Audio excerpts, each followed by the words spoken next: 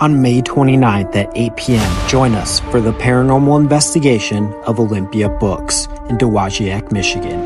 This 100-year-old building hosts paranormal claims of disembodied voices, shadow figures, and poltergeist activity. Over its history, it has had many stories, and death has been a source of its mysteries.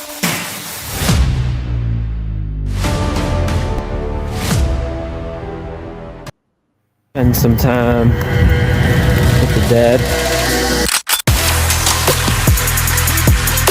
On demand almost. We'd be like, hey, can you like touch the duck or make it go off? And it would just start lighting up and going crazy.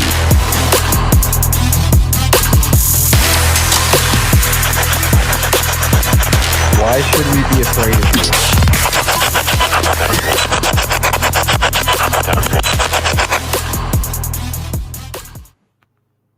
Hello and welcome to What Goes Bump Tonight. I'm your host without my co-host Trevor Jensen. Tonight he's feeling sick, so everyone wish him best wells as he's napping right now, I think, unless he hops in the chat.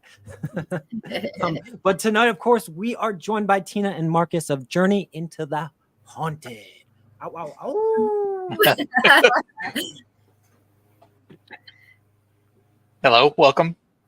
Welcome. Thank you for joining us tonight. We appreciate it very much. Super excited for our conversation.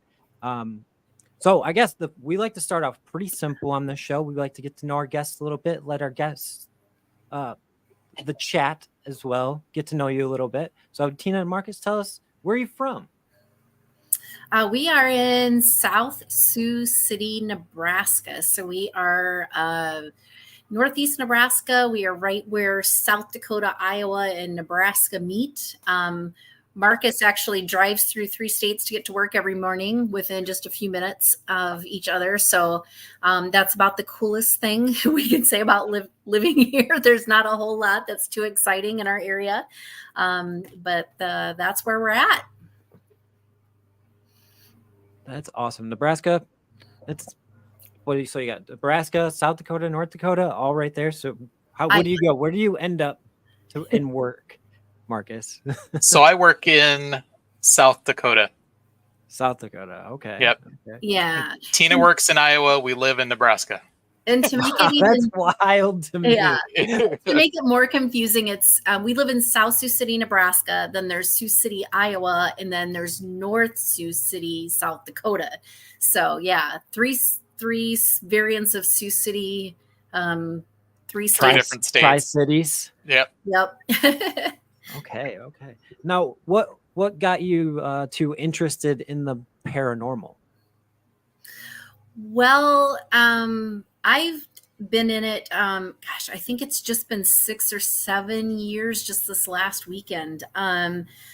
It's kind of weird.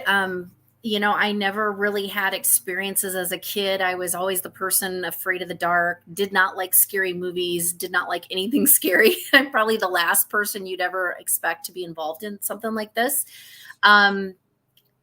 We run a car club, Ford Mustang Club, and someone joined our club about 6 or 7 years ago, and he was into the paranormal. And it was so fascinating to me because it was something I would not get involved in. I just, I was not that kind of person. I was scared of everything, even though I never had any experiences of my own. I guess I always believed because it was something that frightened me. And I followed his journey and was just always asking him questions about stuff. And he's like, hey, if you ever wanted to tour one of these places, our club's always looking for something interesting to do. I could take you a couple places. And I was like, okay, there's strength in numbers. So if you get me with a bunch of people, my fear level goes down immensely. So I was like, okay, yeah, let's do this. And we all know how places book up a year in advance and all that. So we planned this thing almost a year.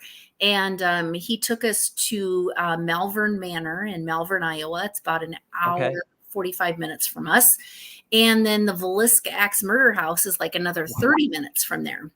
So we were like, okay, we planned this. We put this out on Facebook. And now I'm getting other Mustang clubs going, hey, we see this event. Can we come?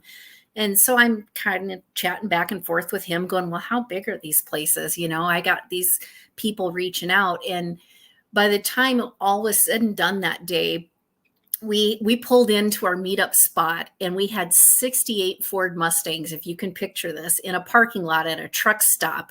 We all lined up and we cruised into Villisca, Iowa, which is teeny, teeny, tiny.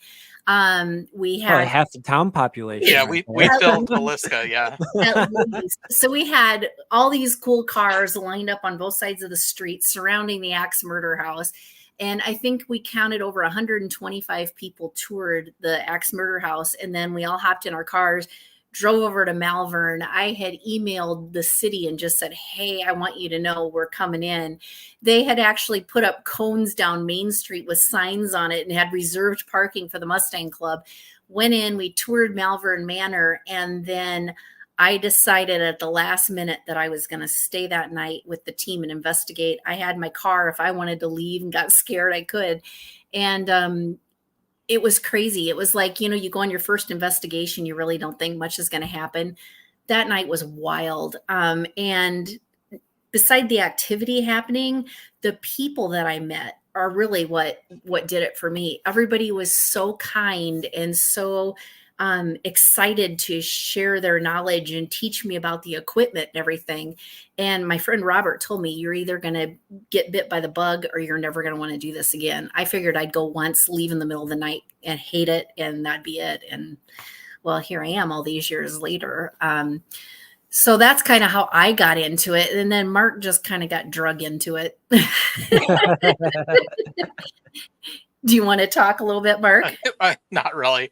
Yeah, I mean, that's pretty much how it is she was into it. And then as time went on, the 1 year for birthday or something, I said I'd go on an investigation with her. Wherever you want, you pick it, I'll go. And she ended up picking Waverly. Oh. So yeah, we did a tour and an overnight at Waverly. That was the first place I did. Yeah, for me, I'm like, anywhere, like you don't tell me anywhere with no bounds. And then he's like, yeah, anywhere. And I'm like, Waverly Hills Sanatorium. That's where might as well go for the goat. Go that's big. Right. Yep. Yeah, that's how he got stuck. And then,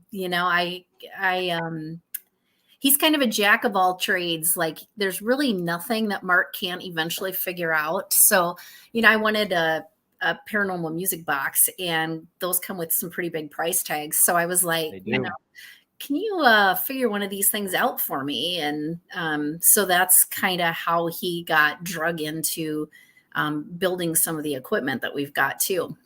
It looks like you got the 3D printer back there printing up something too. Oh yeah. Yep. We're printing REM pods back there. There we go. That's what goes bump first right there. A REM pod being made on the show. Let's go. I love it. That's actually so cool. I love that. So like, how did you figure out the technology that goes into this?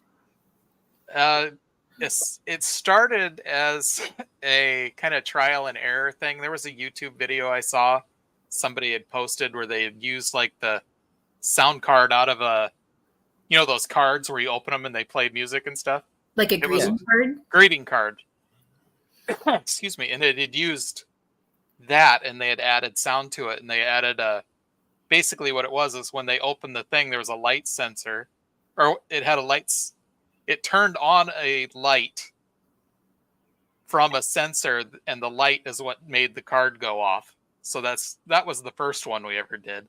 And then it just, from there, we kind of tinkered around and found electronics and stuff that would work. And we've kind of upgraded a little since then. Our first ones were just wooden boxes, and now we're full on 3D printed, That's custom boxes incredible. And everything else.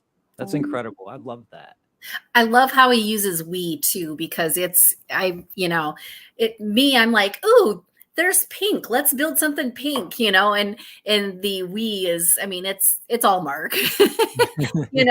We each have kind of our sides of what this is kind of turned into, but any of the techie stuff and the building and all of that, I'll cut stuff or glue stuff or something, but that's, it's all him figuring all this out.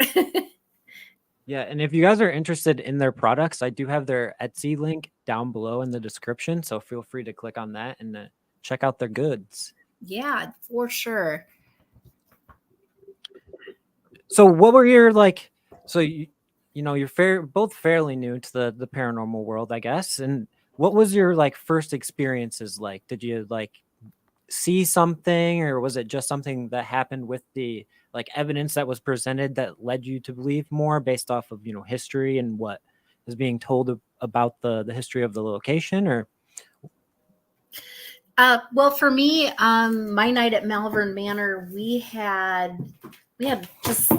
so much happen. I think I was touched twice at Malvern Manor. But we had disembodied voices, we had EVPs, a lot of interaction, and this was my first introduction to any of the devices.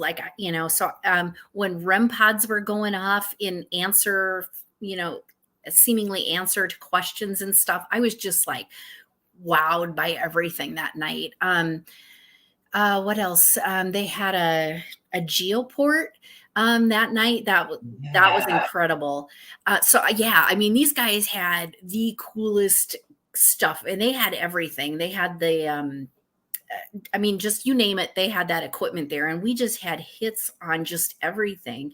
But then when you paired that with feeling like you were touched and a disembodied voice, and we had somebody that got scratched in the attic, and that there were only 3 of us up there, and my words are escaping me. The device that uses the camera from the Nintendo SLS, yeah. Thank you. We had an SLS, and my friend was standing next to me, and he was picking something up with the third person in the attic on the SLS. And then she's going, I'm feeling really weird. I'm feeling really warm, blah, blah, blah. And she had a scratch. So it was just all those things paired together. And then for me at Malvern Manor, down in this one hall, the infamous Shadow Man Hall, I've never experienced anything like this, but you start getting that heaviness, and then you start seeing that darker than dark that until you've experienced, you don't really understand it. Yep, But we talk about that all the time on the show. it was wild. And there's one room that they say you can smell roses in, and I would go in and out of that room, nothing. And then you'd go in there and weird things would start happening, and then you'd smell roses, and then it would be gone. So I think everything with the exception of seeing an apparition or a mist or a shadow figure happened that night. It was just this is wild. And I know that that's very uncommon for somebody to, especially on their first investigation, but mine was wild. No, I'm totally with you, because we've done 2 big group investigations when we first started getting into the investigation part, because this started off as just a podcast where we talked about ghost stories and told stories and all of that kind of thing. And then we were like, let's go do a ghost hunt. So we went to Old Lincoln County Jail, and same thing, they had all these devices. We only had a couple things, like an EMF detector and super basic stuff, but we had never used them before.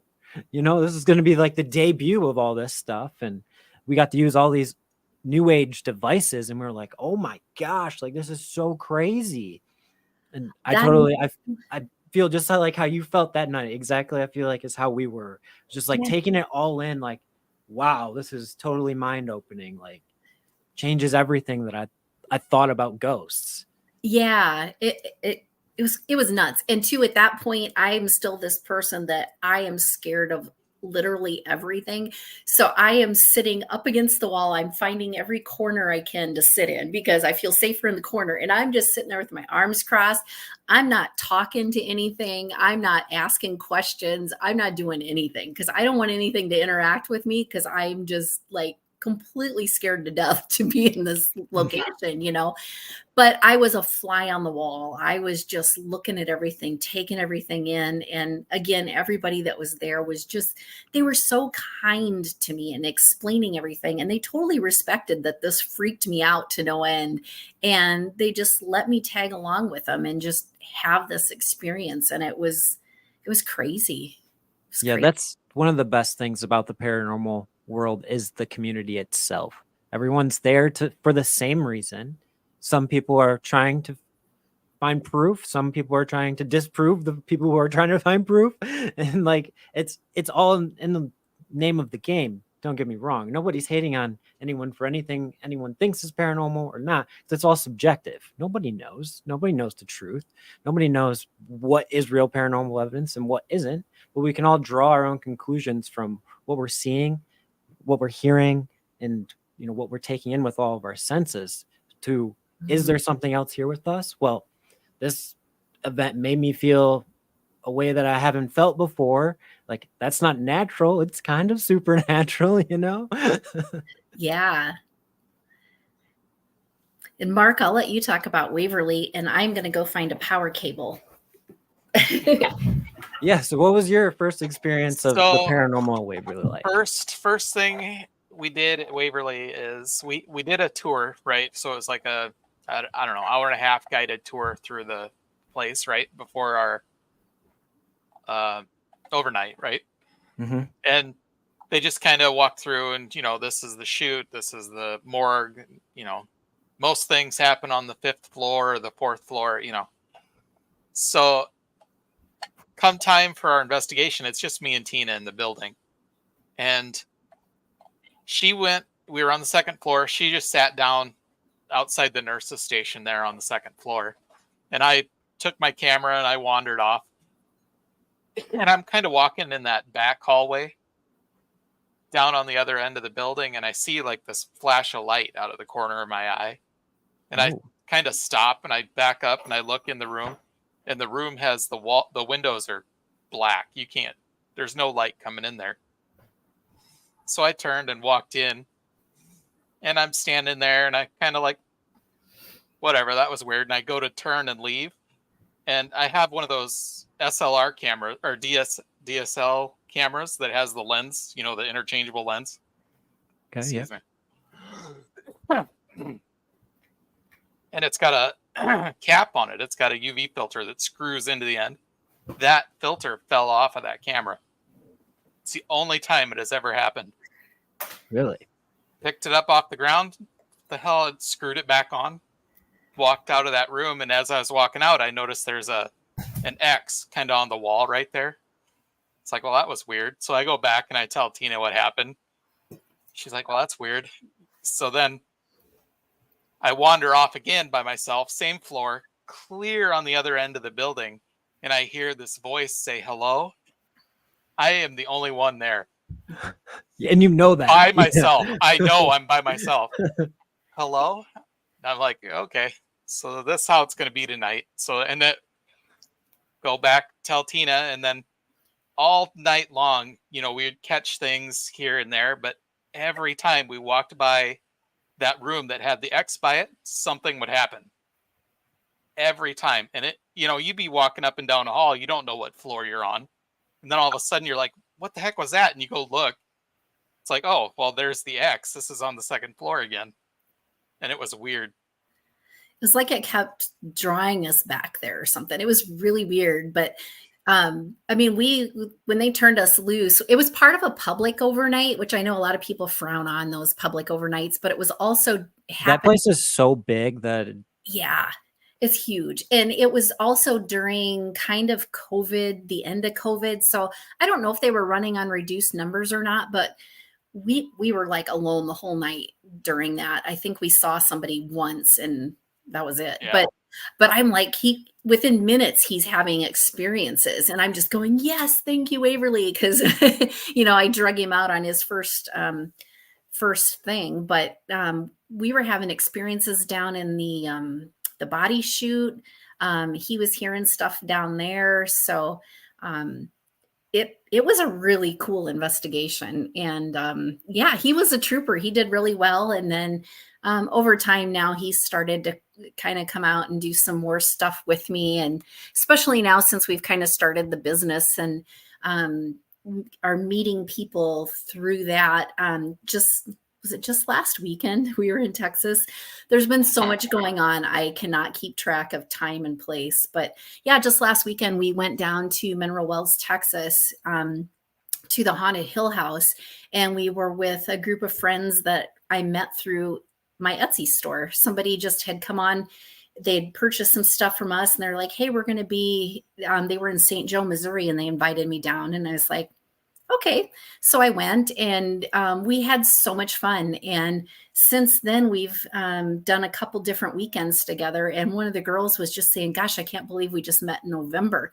And I thought, there is no way we just met in November, because we feel like old friends, you know. And I went back and looked, and it seriously was just November. And our group, they're from St. Louis, Missouri area, and then the others are from the Dallas, Fort Worth area. So we've driven all these crazy places and met up and hung out, and it's been crazy how stuff has happened in such a short amount of time. But we've just met some amazing people and have had such great experiences. And now Mark is kind of part of that. He's kind of going, okay, I'll go. And so now as he's kind of meeting people and stuff, it's fun to get him Starting to get the bug. The bug's biting. I'm still a skeptic, though. He is. Oh, I am not that's converted good. yet. Wrong But with that.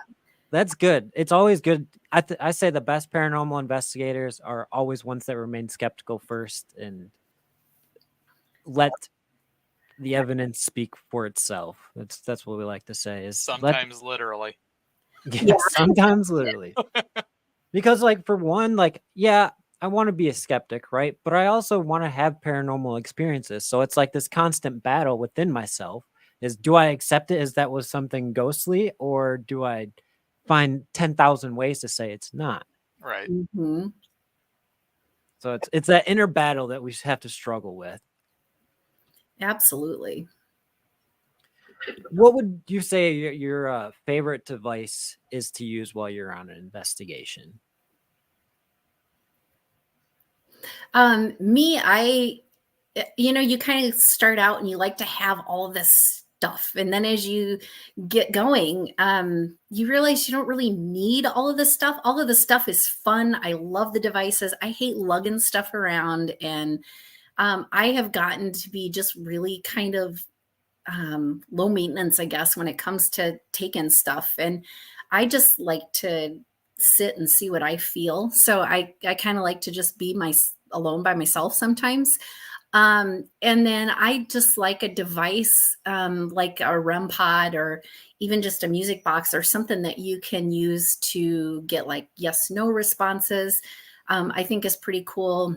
And then, I do like to pull out the apps. I know that a lot of people get controversial on those too, but Which apps do you use? Necrophonics is one that I go to most of the time. I have the Phasma Box app, Spirit Talker. Spirit Talker. Spotted Ghosts. He's our buddy. Nice. We love him. And we'll shut the mic off on it, so a lot of people think, just like you're searching for a lawnmower online, and then all of a sudden your Facebook feed is full of lawnmowers, or you're talking to your buddy about going somewhere, and now so we'll shut the mic off. Whether that helps or not, I don't know. But if stuff gets really quiet, sometimes it's nice to have something that's interacting or doing something. So, and we're not really like shooting for YouTube or any of that stuff. I wish I had the talents to do those kind of things. So we're not really recording stuff to have for evidence. So I guess for me, it's just myself, or just, That's actually been a very popular answer when we've talked to people. A lot of people, they're like, I like using all the tools because it's something to like have in your hand, or like, kind of help you find more questions to ask sometimes, because sometimes it feels like you can get a little repetitive with what you're asking. You're like, man, didn't I just ask that 10 minutes ago? Yes. So having something to kind of help narrate the night a little bit is nice, like the Obulus or a Spirit Talker, or the 10,000 other different things that you can use that say words. or even just the REM pod for the yes or no, or like seeing if you can get something to react like that, like on command. It's like for us, we like to have at least 3 things out because we have a rule of 3. Because if 3 things happen at one time, it's a little more plausible that it might be something paranormal. Not 100%, but it's more plausible. I like that. What about you, Marcus? What do you like to use? I know you're still pretty green, but I haven't really come across anything that's like I have to have it, other than flashlight or something like that. But I mean, even then, I'll go sit in the dark by myself. It doesn't bother me at all. It's taken me a while, but I, because I was the scaredy cat. So I mean, now one day I found myself. We were at Missouri State Pen, and I was by myself in one of the cell buildings that had death row, and I'm like, what happened to me? Like, I was the person afraid of everything. And here I am in Missouri State Penitentiary in a building by myself. And all I had was a flashlight. And it's like, where did things change for me? But so I've gotten to where, I'm not so much lugging a lot of stuff around. But like last weekend at the Haunted Hill House, one super cool thing is when you book that place, you go into their like safe room. They have this shelving unit that's like 3 huge storage shelves, and they have every device known to man in there, and it's yours to use for the night with your rental, which was amazing. So I'm like a kid in a candy store. not a lot of locations do that for obvious reasons, but absolutely. But I'm like, Mark, grab the SLS. We're taking the Ovulus. We're taking the. They got an SLS up in there you can use. That's so cool. Yeah, they had 2 of them actually. Yeah, man, I'm pretty sure I just had friends stay there like last night and the other night. Oh, really? Yeah, Sure that's SLS, Ovulus, and then they had like the spy microphone things with the dome on it, so you can hear like halfway across the city or something. Ears. I don't remember what they called it. Something. Ears. Sonic ears or something. Yeah. Sonic ears. So we would go out, and then we'd go back and grab other things, and everything from K2s to flashlights to Ovulus to you name it. Yeah. Hill House Manor, right? Hill House in Mineral Wells, Texas. Yep, shout out Ghost Seekers, Texas. Our homies down there in Texas. They were literally there last night. Yeah. So we were there a week ago Saturday. Yeah. Yeah, they said things got pretty crazy there. Yeah, we had we kind of broke off and did some sessions on our own. And during that period of time, we had 4 people who ended up joking that they joined the Crying on the Front Porch Club because they had such intense experiences. I think 2 people got scratched, and then it got kind of crazy. Bruises. Yeah, scratches and bruises.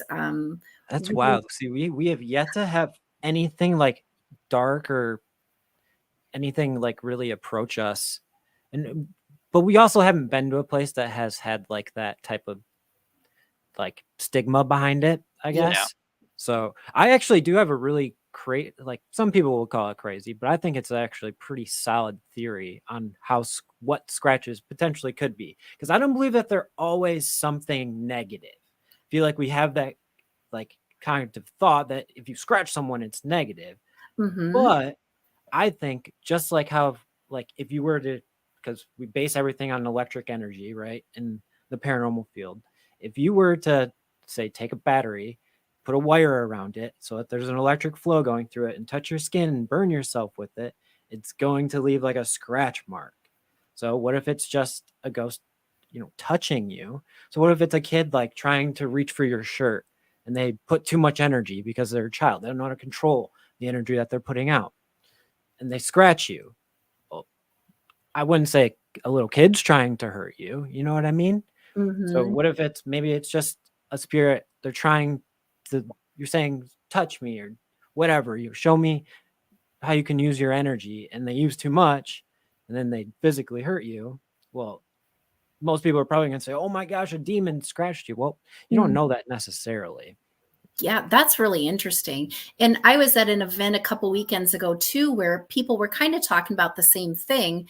And they were saying, what if you're in a location that was an old hospital and something is trying so hard to get your attention or trying so hard to communicate with you, and they're trying and they're trying and they're trying, and maybe that's where a scratch might come from. They're doing everything they can to try and get your attention.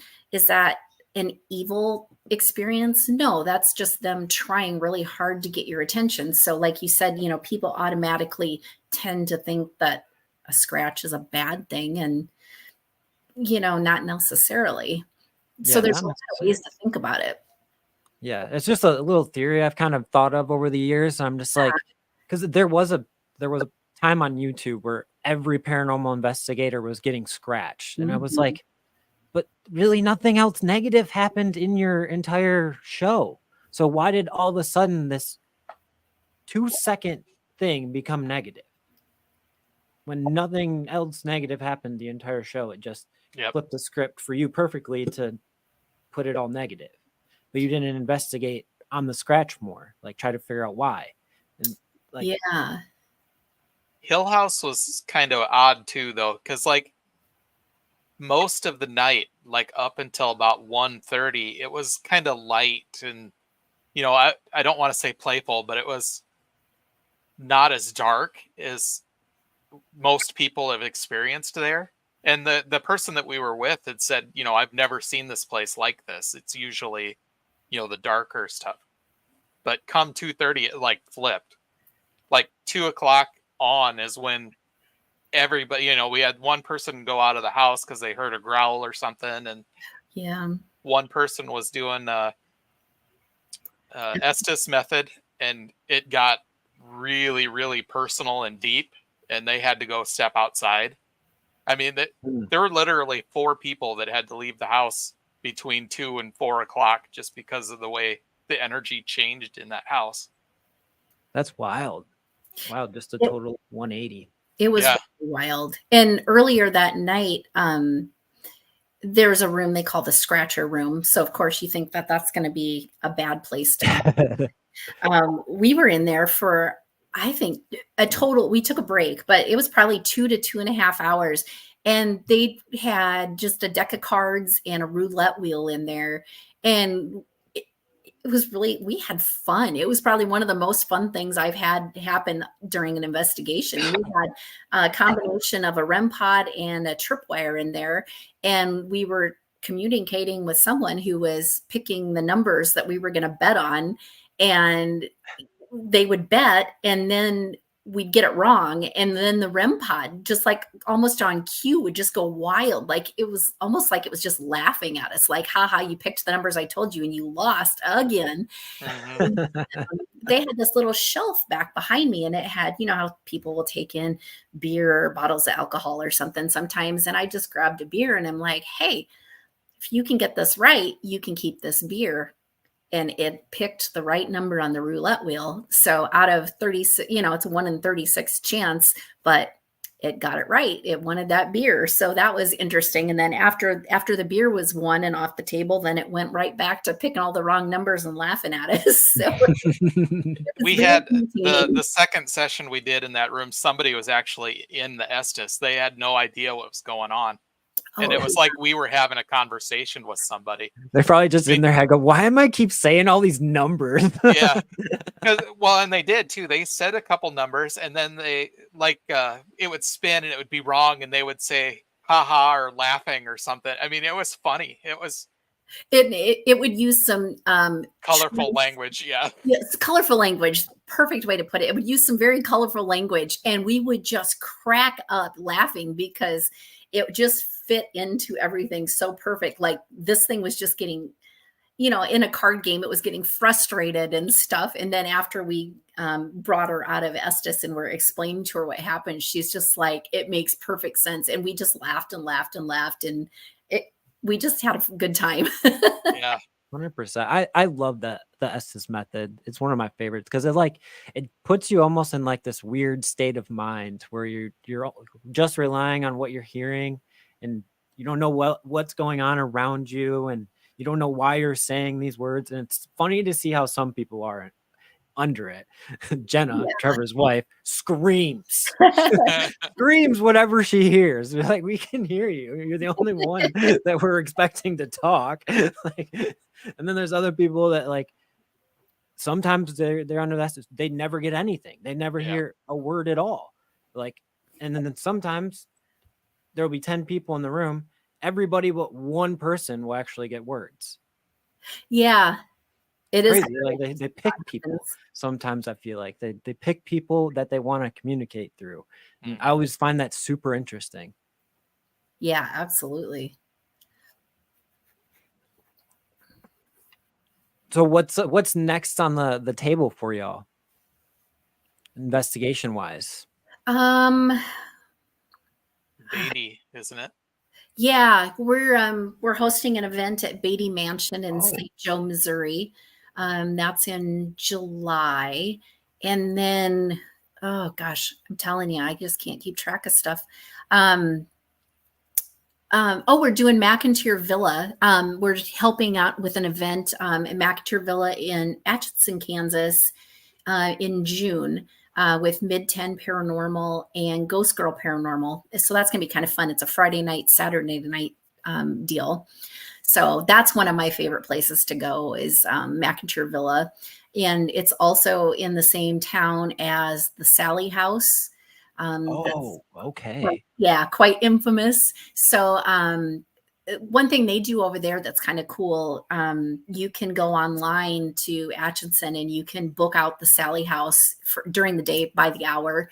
Granted, they let up to 10 people book it at the same time, so you can end up with time as other people you don't know.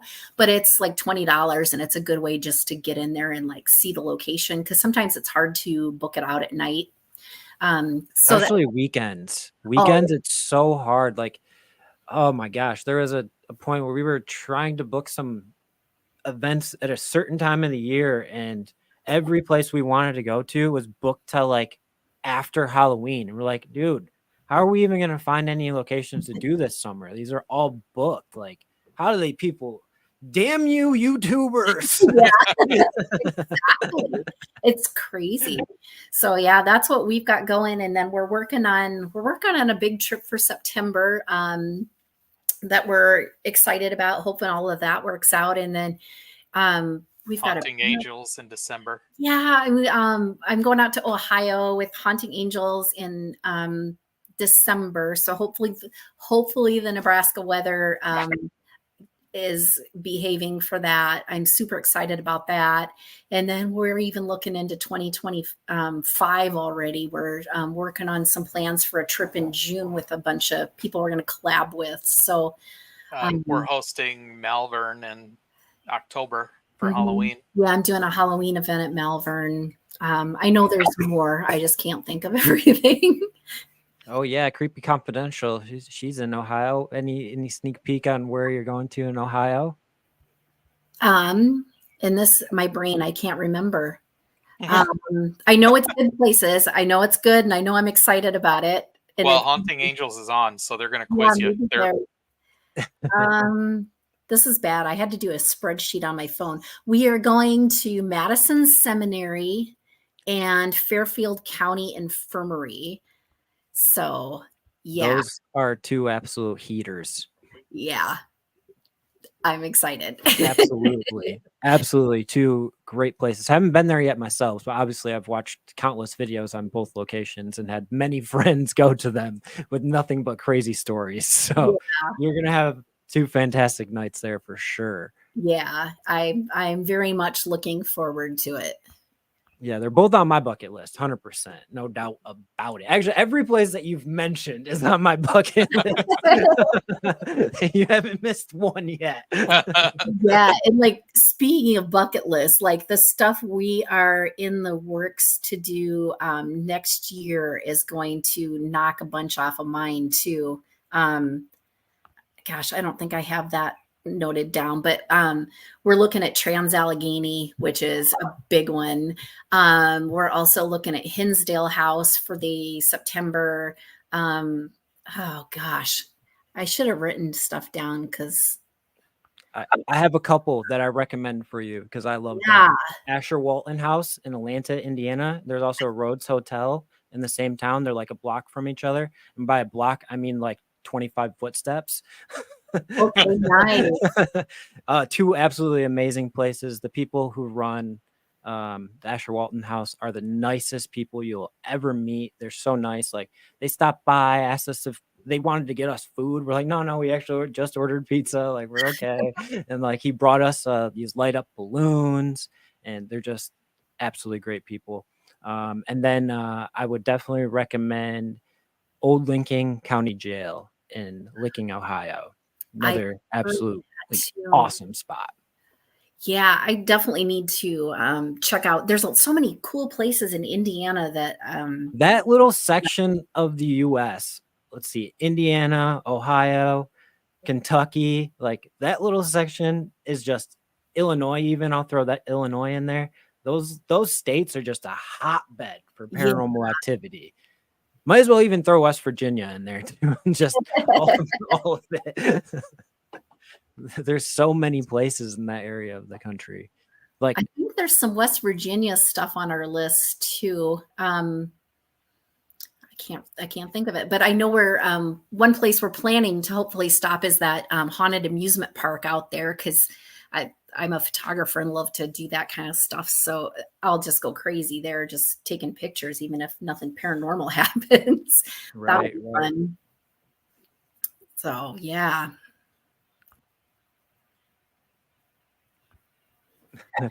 That's in our backyard. What's next on your list? Oh, for us, well, we have Ghostorama coming up this weekend, so we'll be at Bell Mansion in Fort Wayne, Indiana. We're going to meet a bunch of our amazing night crew members, and as well as a lot of our guests that have been on the show over the past year are going to be lead investigators there with us. So that's going to be super excited. We're obviously super excited to meet all of the paranormal community and go on a ghost hunt with them. And then Trevor, the next week, he goes to, Elborough Manor in Iowa, I think. Oh, Edinburgh? Edinburgh Manor. Yeah. Yes. Okay. Yeah. He's heading there next weekend to investigate with Point of View Paranormal. Nice. That's a great location. Yeah, so hopefully the tornadoes don't touch ground while they're out there in the tornado alley. No guarantees. No guarantees right now with what happened last night. So it's hour by hour here whether we're going to get one or not. Really, wow. Yeah, it's getting pretty dark already. Yeah, hopefully they stay away. He's going to need to pack for anything and everything because at Edinburgh, it can be hot as blazes in there, or you can freeze to death in there, just depending what the weather is. Right. But cool location. That's all we really got planned for right now. We have a couple like local like cemeteries that have some really cool history behind them that no one's ever investigated that we want to go do because we really like cemetery stories, especially when it comes to like why is the cemetery there? There's some really interesting stories of why someone put a cemetery where they put them, and it's really fascinating to us to go document these stories and then just see if anything's hanging around, because I personally, where else better to talk to someone who's dead than where they rest. So gosh, we have with a bunch of our friends, we have a huge documentary lined up for later in the summer of a ghost town here in Michigan that basically everyone in the town died of a plague type sickness. So we're going to go do a big documentary, like a full documentary that we're hoping to get on streaming services and stuff. So awesome. Obviously that's the goal. Will that happen? No, not sure, but it's a huge undertaking that we're all super excited to do.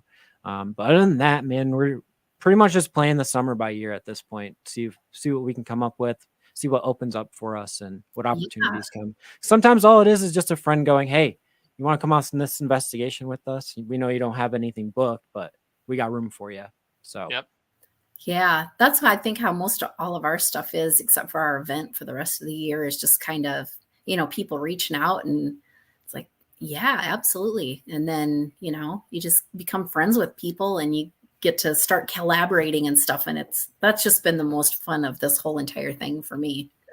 where we are in Michigan too, it takes 2 hours just to leave the state. So anything is to go anywhere is a huge road trip and undertaking, So it's like, man, we really got to have the funds to do it. And Mm-hmm. my car won't break down when I'm doing this, like that's always the big fear. Yep. I don't want to take this trip and cost myself even more money. Yeah. Yeah, a lot of the things Mark doesn't go on as much as I do. And I will hop in the car and it's really kind of been, I don't even want to, I don't know what words to use, but it's pushed me to be more adventurous, I guess, in more confident in things because, Mark drives everywhere. We go everywhere together. So when I hop in the car and drive 8 hours to go somewhere by myself, it's a whole different, feeling for me. Like, I'm by myself, I'm running off of GPS and, it's different to stop at a restaurant and go in by yourself and stuff. So it's changed a lot of the ways I just do a lot of normal things. And so it's pushed me out of a lot of comfort zones that, are just normal to a lot of people. But, he's always checking on me, send me off how many states away with people I've never met before, you're taking a risk. And, but it's all been really good and really fun. And I'm grateful for the opportunities and for the people that have invited me out and stuff. It's all been good. And I can't believe it's been like almost 7 years because it's gone by so fast. No, yeah, it's great. Like we say it time and time again, like the people that you meet doing this are the reason why you keep doing it. Like it's not the ghosts, it's not any of that. It becomes more about the people, the connections, and the times that you share with these people and the emotions and everything. It all collects like you. It's crazy. You can for once, like our friend Tommy Tombstone, I met him randomly one night at a graveyard during COVID. And now we've become pretty much like, I would consider us lifelong friends. Like the bond will never be broken now. Yeah, that's awesome. So it's like experiences like that. It's just like, you never know when you're going to meet someone that you just have this connection with. And it just carries on. It doesn't matter what happens in life. And it's just like, you always have them to be like, hey, you want to go do something? Like this place sounds like a lot of fun. Let's go ghost hunt. Yeah.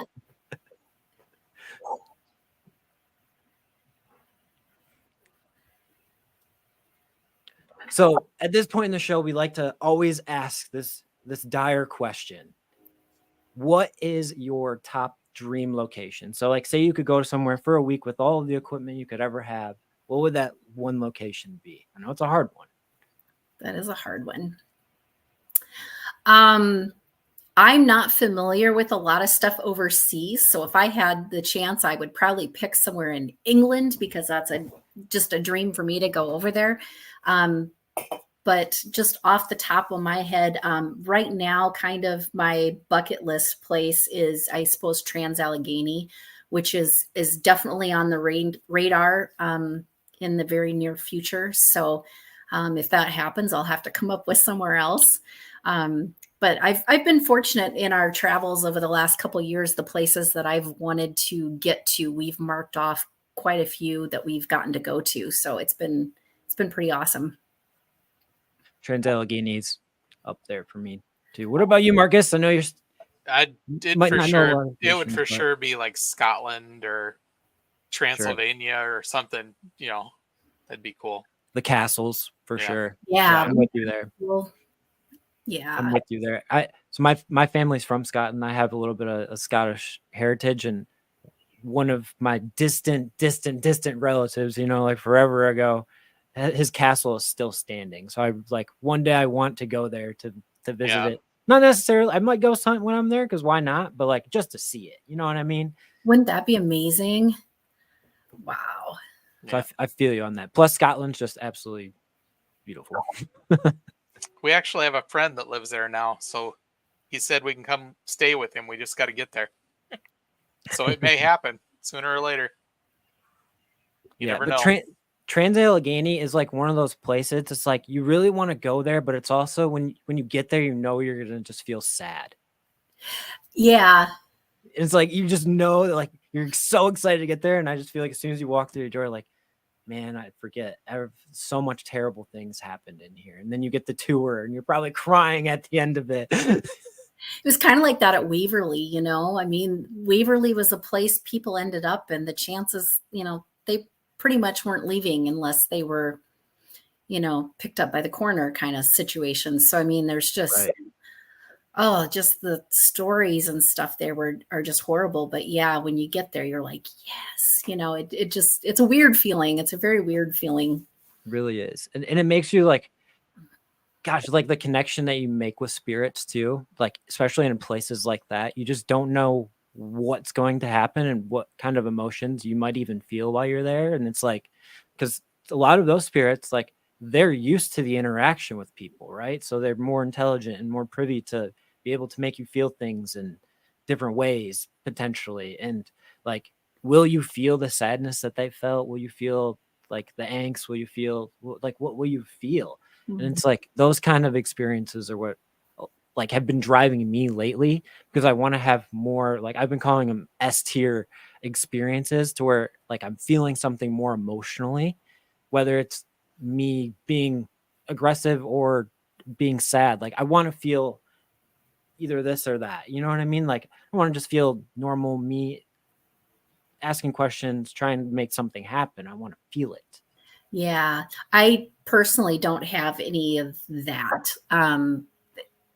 I got a lot of people that I go investigate with that do, and it's fascinating how all of that works. But I just don't get any of the, you know, I get the weird vibes when I walk in somewhere that's super creepy, but I don't get like the sense of sadness, or a lot of people can feel that there's a little girl in the room or those type of things. I don't, at least at this point, I don't ever pick up on See, it. we've had I don't know, a plethora of mediums on this show, and a lot of them say will stop you right there, saying, "Oh, when you walk into a room, you feel like a vibe." It's like that's what they're talking about, like empathic energies, like being able to accept the empathic energy. Sometimes people are blocking out without even knowing that like they're doing it, but as soon as you feel that energy, you have to be willing to like just let it happen and like kind of like almost consume sounds like a dark word, but I don't mean it in a dark way, but like let it consume you and like let you like be in that moment, kind of like escape from the present reality a little bit and kind of like blend yourself through the veil. Yeah. I was at an event a couple weekends ago, and I booked it because I just wanted to get to the location, and one of my friends was speaking and I was so excited. And then after I booked it, I realized it was kind of an empath type weekend, and it was kind of getting in touch with those types of things. And I just was like, I don't have any of that. And they had a medium that spoke, and she was absolutely phenomenal. And they did some experiments throughout this conference. And you know, she might write something down on a piece of paper, and then she would turn it over, and then she would just have everybody kind of go through some exercises and then just write down whatever they were feeling, and then they would compare, and they would do all these different experiments. And me, I got one right, and I chalk it up to chance. But the other people in the room that were kind of, I guess, opening up more and getting more in touch with that, to see them when they were kind of getting on the same wavelength, it was really an interesting thing to be part of and kind of learn about. So maybe at some point I'll start getting where I'm more comfortable with that, or Sure, I'm sure you will, because I truly believe that we all have an empathic ability. I feel like it's natural, because like the way I think about it is like you go back into like the spiritual era of humans, like in the US not even that long ago, early 1900s, late 1800s. Like everyone was so spiritual. Like that's what they did on the weekends is they gathered together and they did these spiritual seances and rituals and things like that. So I feel like there's only one reason it would have became so popular, right? Is like people, yes, there are people exploiting it because people are evil, and there will always be people that exploit it, but there's people that are out there truly having this happening and they're experiencing these things. And I believe if we look back into that era, it answers a lot of questions that we might be wondering now, but we dismiss it because it happened so long ago. Yeah. And I just feel like there's a lot of answers there. Like, yeah, sure, there was the Fox sisters who were faking the knocking noises and things like that. But I think there was, just like there is now, there's psychic mediums who really have the ability to sense and see and feel these things. One of our mediums said this, and I've always loved this quote. It's like we're all looking at the same house fire, but from different angles. Yeah. So we're all seeing the same thing, but we're seeing it differently, all at the same time. Yeah. And as part of this weekend, they had, she did a gallery reading. And I've never been part of anything like that before either. And I thought, well, I'm just going to go. It was kind of an optional thing. So I went and I think it was a 2-hour thing. And she connected to so many people. And I'm sure that is not the usual gallery reading type situation, but she was connecting and she was just hitting stuff head on for everyone in the room. And it just was really amping up the vibe. Like it was really getting emotional in there. And then she ended up coming to me and I was really kind of nervous, but she connected with someone and gave me some messages that I really needed. And it was very meaningful for me. And she knew things that there's just no way that she would have known otherwise, you know, and it was really awesome. It was an incredible thing to be part of. No, yeah, we've had the same thing. We've had medians like on our show, and then after the show, they'll be talking to us and they'll give us a reading. We've never met them, you know, like they don't know us, we don't know them, and just talking about things that they should have no idea about. And we're just like, how do you know this? Like, oh, well, I can see it right now. Like I'm being told this. Yeah. That's crazy. It really is. It's mind blowing when you actually, like, for people that haven't experienced like mediumship, like it's actually when you see it happen for real, it's almost mind blowing. You almost are just like taken back by it, and you're like, how is this even possible? How would this person I've never talked to, have no connection with them, know anything about me? And like you said, it could be a gallery reading, whatever, asking, oh, has anyone's grandfather died in the past week? In a group of 100, someone's probably dead. But when it's just one-on-one, those kind of questions are a little bit more difficult to have an answer for. So. Yeah. Oh, we got a question from the chat. Marcus, as a skeptic, have you ever had anything happen to you that has made you think, oh, that was strange? Honestly, the only thing that's happened that I thought was strange was that cat falling off of that camera. Because I know you have to thread them on, and it doesn't just fall off. And the fact that it fell from, I mean, it was on my, you know, it's about mid-height on me, so it fell 3 foot. It's a glass lens, and it didn't break. On the like the lanyard, like yeah, you know, okay. You know, if you have your DSL camera and you hold it, it's just hanging like mid-chest. Yeah, it fell off of the camera. I didn't bump into anything. There was nothing else in the room besides me, and that's the only thing that I can say that was strange. But I don't have, you know, there's no proof of it. I don't have anybody that was with me. I was by myself. I believe you. I've seen weird things like that happen. Like we had brand new walkie-talkies. We had turned them on once to make sure that they worked. We turned them off, put them back in the bag. And as soon as we walked into Old Lincoln County Jail, they both turned on and went straight to the like someone was holding it down, trying to talk to us. Oh, wow.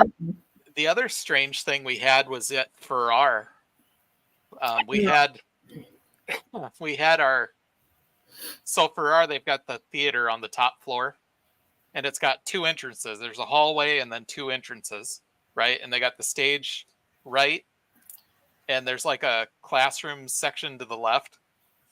Well, between those two doors, there was enough space. Me and Tina set our bunks up there, right? And we put one of our music boxes pointed each direction into the room, kind of covering the door and the whole area, right? Mm-hmm. Well, our music boxes, when they sense motion, they play for like 7 seconds and then it'll stop unless it keeps sensing motion, and then it'll keep playing. Well, we had the music box that was on my side on the left, kind of facing in that back corner, went off for like 30 seconds, stopped. And then it was silent for 45 minutes or so. And then it did it again. Well, then the third time it did it, it played for almost 10 minutes straight. And we have never had one do that. I mean, we had lights on, we were looking in the room, there was nothing. But it was seriously almost 10 minutes that it played solid. Wow. What kind of motion sensors are in your It's music a box? PIR. It's what do they Okay. call it? Piezoelectric infrared is basically. Yeah. Okay. Yeah. And when you say theater, you immediately think rows of chairs and all of that. This was a completely empty room. It's just a giant empty room. There was no furniture, no anything. You could see everything in this room. And we were, I'm like, is there a mouse in here? What is going on? And at first I was extra brave because Mark was with me. Otherwise I would not have gone up there myself to sleep. But I'm like, oh, I want the music box to go off. I want it to go off. It goes off. I'm like, okay, that's cool. And then it was kind of creeped me out. But when it started going off, it got to the point where I was just like, please stop. Like I wanted to just shut it off. But we were looking and could not find a darn thing. Well, after we had come home, we were looking for something to watch on TV, and I believe it was the show Kindred Spirits had an episode they filmed at Farrar, so we watched it. And I did not know this at the time, but there was and I may get the story a little mixed up, so don't hold me to this, but I think it was a gentleman that lived down the street or something. He may have had a tie to the building somehow that had passed, and they believed he was there at the location, and where he hung out was this in the theater in that back corner where our music box kept sensing the motion throughout the night. Interesting. So that was really interesting. And we did have some cat balls and some other things that did go off too. We had Spirit Talker, I believe. We were having a conversation with another team that was there. We weren't investigating or anything. We just happened to have Spirit Talker running, and it started answering stuff. I mean, it basically said Tina, and then it said, a couple other things that were relevant to the conversation. It was just weird. No, yeah, I love that app. Like it can be a little bit sometimes, but there's other times where you're like, man, this thing is just like right being possessed by something. Yeah. I'd say most times we've had it where it's just garbage and it doesn't mean anything, but for sure that night it was giving us stuff that was kind of nuts. Yeah, and that was an event we were helping with, and it had been pretty quiet for the most part. And it was like the last 10 minutes of the event before the guests were getting ready to leave. Then Spirit Talker starts spitting out all this relevant stuff, and we're like, where have you been all night? And then the guests leave and we go to sleep, and then we had all this motion up there that was definitely unexplainable. Yeah, the scariest thing the Spirit Talker ever did for me is it said my last name when I had never said my last name in that house. So I was like, how do you know what? Like, and it was so specific, like there's nobody in the house history ever had my last name Clark. And it was just like, okay, you guys know who I am. Like, who I am. Yeah. And they actually ended up saying both of our names that night. They actually said Trevor to him while he was under the Estes method. And then as he was giving me the headphones from the Estes method so I could go under, they said it's Riley. So we didn't even hear this, but we caught it because we were recording the Spirit Talker, or not the S box. So we actually ended up catching that. Wow, that's pretty crazy. Yeah. So it's crazy how intelligent some spirits actually are.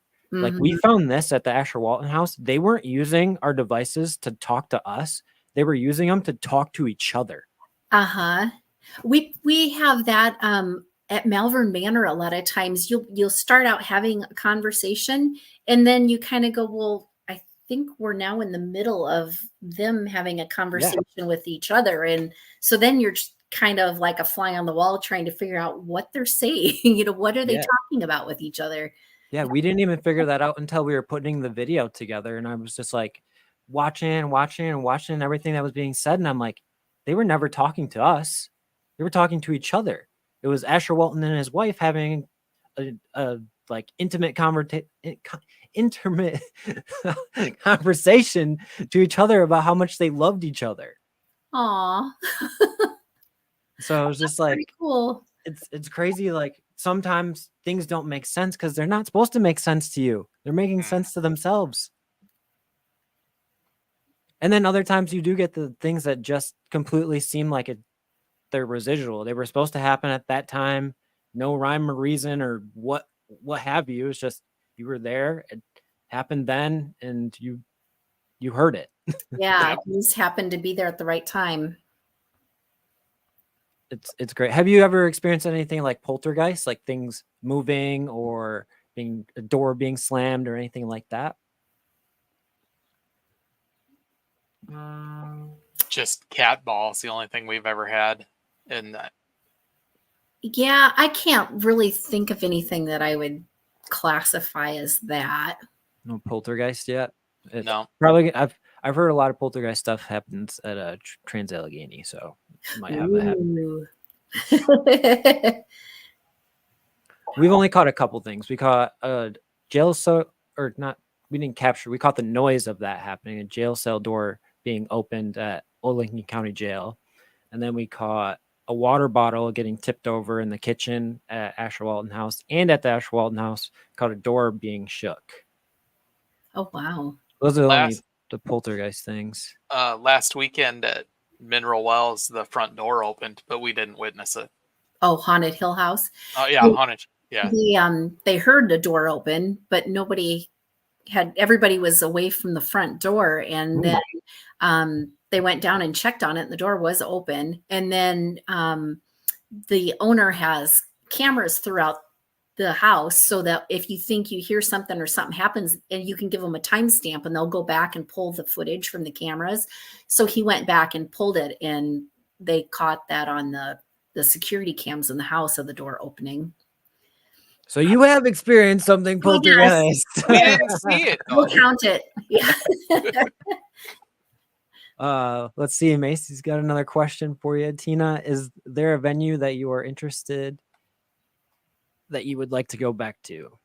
I would love to go back to back. Waverly Hills for sure. And that's a possibility in the next coming year with some of our planning. So I'd love to get back there. For us, the closest location is, I believe, Malvern Manor, which it's actually about 2 hours from our front door to the manor. That was the first place I ever went, had a ton of experiences. And it's one of those, once people get out and investigate and start going to locations, you totally understand this. You have certain places that almost seem like they're doing this, like calling you back. And I don't know how many times I've been like, I'm just going to go one more time to Malvern Manor. That it'll get it out of my system. And it just doesn't. Like, I will go back there anytime I can go. If people invite me, I'm going. Like, there's just something about that location. But Waverly would be one of the big ones that I would love to go back to. You got anywhere, Mark? You don't have a lot under your belt, but I'd go back to Waverly. I'd be all right with that. I don't know. I'd do Missouri State Penn too, even though I haven't been there yet. Yeah, that place is crazy. The what they did to the people on death row, or that guy in the dark box, basically, where they made him go blind from being in the dark for 20 years or something like that. Yeah. absolutely. And on top of that, the torture devices they used, absolutely horrifying. That place is dark. Well, Just they've got that it's dark. new section of it that they just dug up or opened up too now. Oh, really? They Yeah. found, I don't know why the word centennial cells come to mind, but they have a certain term for them. But I don't even remember how they discovered it, but back behind one of the cell blocks, they found like probably cells that even predated the modern buildings, and they're kind of sunk down in, like, it's crazy. Whoa. Last I was there, there's like fencing up around it, so you can peer through the fence and see it. You can't actually like walk up to it and go into it or anything, but they had some photographs of them that were blown up real big that you could see. I'm sure there's probably information on their website, but that was Yeah, I'll have to look into that because I cool. didn't know about that yet. Wow, that's That's crazy. just That's in the a place last I'm super interested In the last year, for year sure. or so, because I think I've been there probably 8 or 9 times, and just the last time I was there, the one building had got hit by, I think, a tornado, and the whole roof got ripped off and everything, and they didn't know if they'd even be able to open it, but they had. So that was the first time I had gotten to go in that building, and then that's when those other cells were kind of had been uncovered. Interesting. Yeah, very cool. Yeah. So I have to ask you, do you have any new inventions that you plan on creating? Couple. He's got Cat a balls? list. Okay. Couple. We just finished our REM pod that we're working on, or we worked on. So that just came out here, what, a month or two ago. Something like that. We're looking into doing.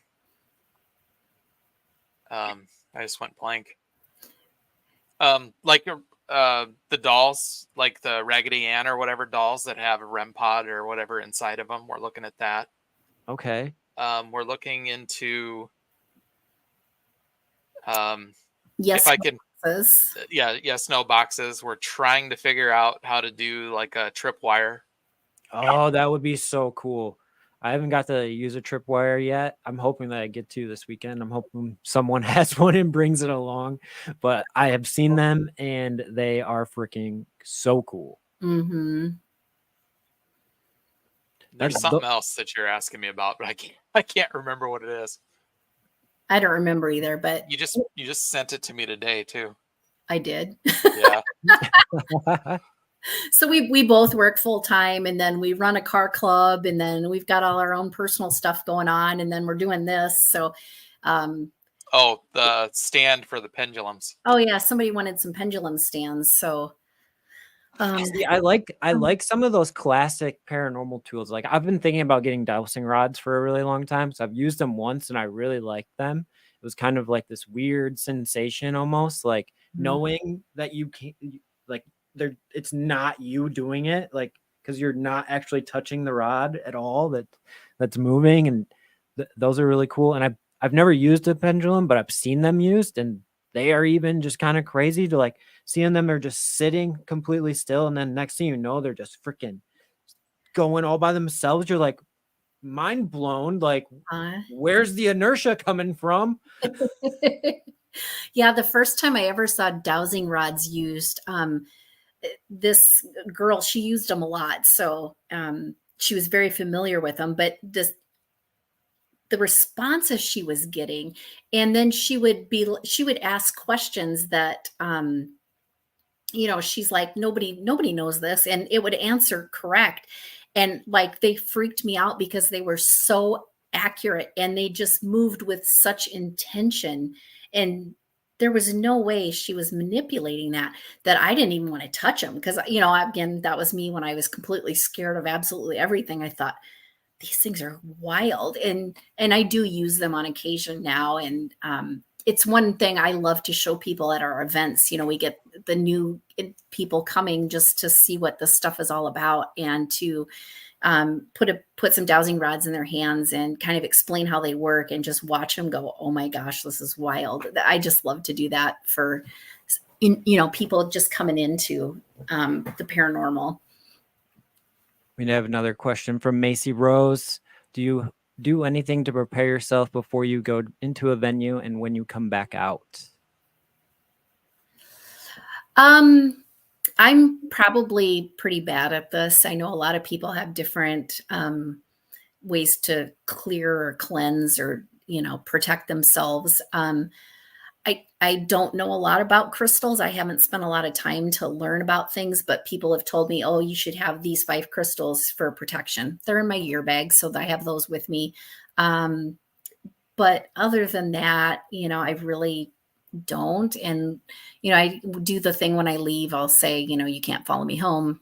I don't know if it works or not. Nothing's followed me home to date. So luckily, there's that.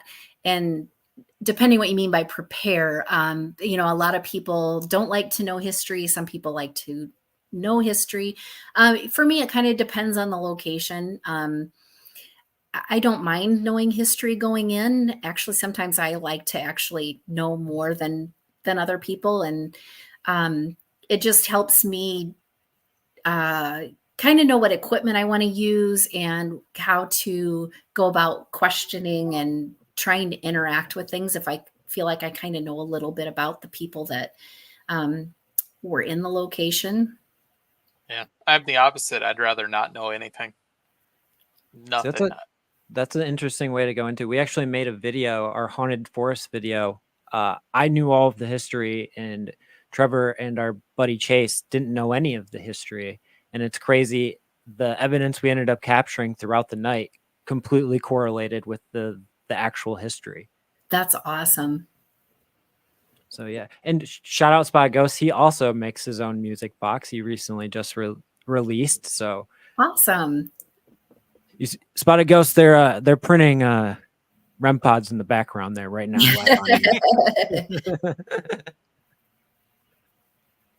But yeah, I think that's an interesting way to go into investigations too. To like not know much and just see if like you end up learning even more, like finding what spirits make you more interested and gravitate towards throughout the night, I mean, after the investigation, I'd learn all the history I could, but I'd rather not know about it before I go in, just so I kind of have a clear mind and let it happen. You know what I mean? Yeah. Just as I'm thinking about this, like, I think it seems to be when I go into the locations that are the big ones that I get really excited about, like Trans-Allegheny and Missouri State Pen, like those, I just can't help myself because I'm so excited to go there that I want to watch the episodes that different people have been there, and I want to read online about it and stuff. But if I'm going to smaller locations, I guess I really don't do that kind of stuff.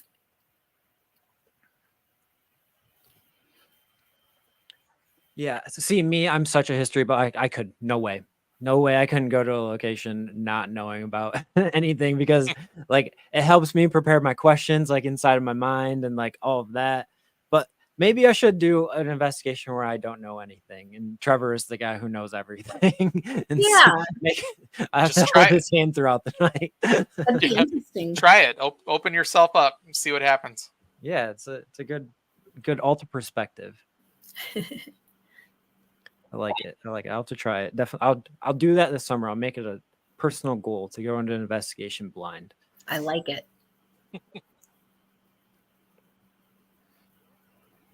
Now, how do you guys feel? We're going to change topics here a little bit.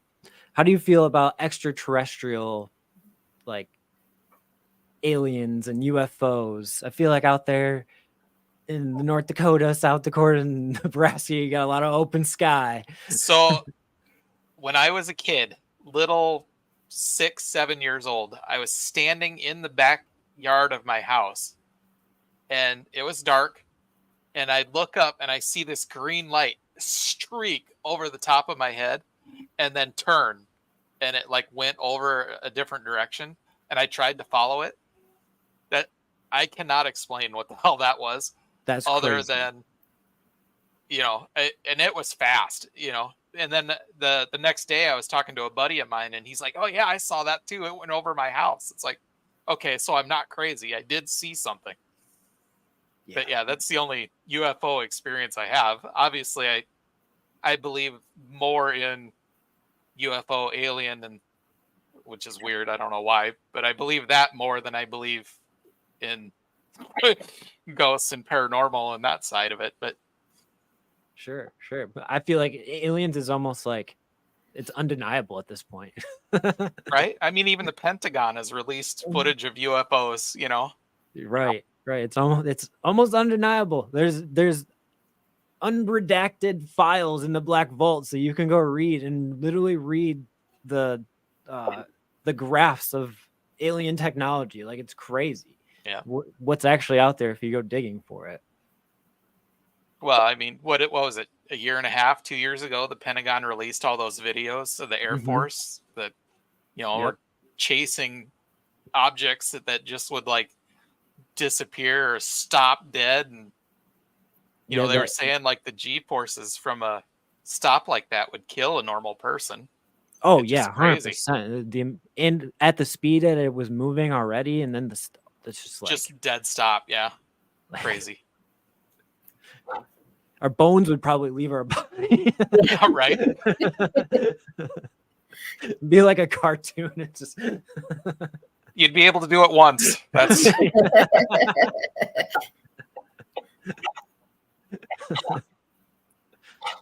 What about you, Tina? How are you feeling about the aliens? Well, I thought I was scared of the paranormal. I think I'm even more frightened by the whole alien thing.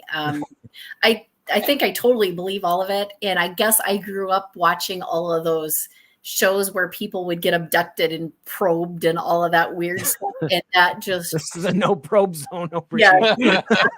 freaks me out to no end. Like I would be the cheesy tourist down by Area 51 that would want to go to all the cheesy little alien spaces and stuff down there, but I don't want to see nothing for real.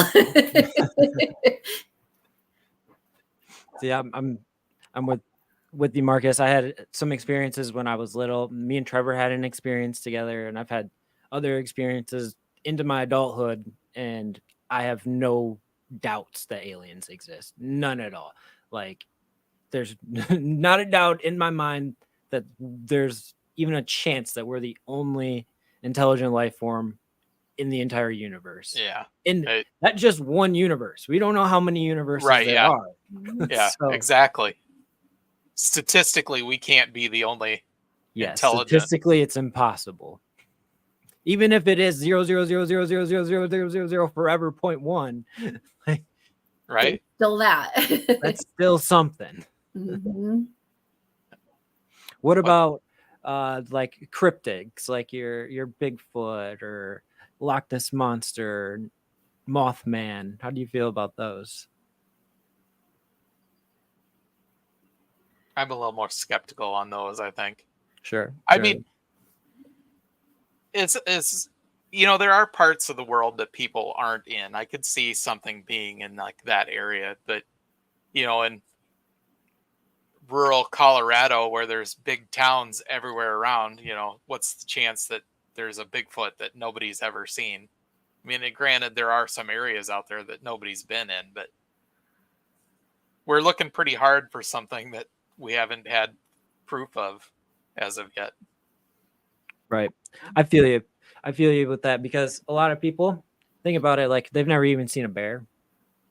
Yep. I remember the first time I seen a grizzly bear in real life when I was in Alaska.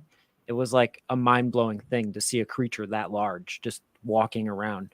Like, It was on the other side of the river, thank God. And the river was way too fast for it to cross. But I mean, it was 200 yards from me. And I was just like, that's a grizzly. And then I seen a boat pull up on the river, like behind it. And I'm like, there's a grizzly 100 yards from you right now. And you're just in the river with a fish. Like, that's not a good place to be. Yeah, right. Just getting him a snack.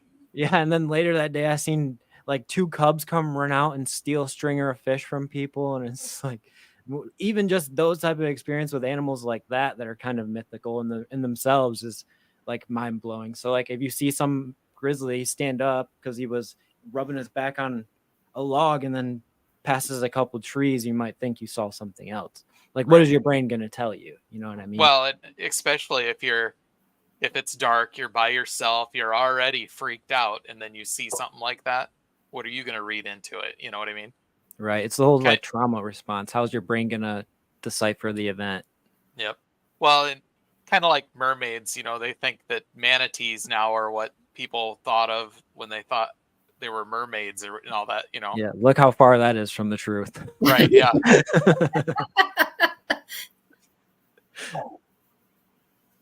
But I think they're like there could be some cryptics. I think have some solid lore behind them. Yeah.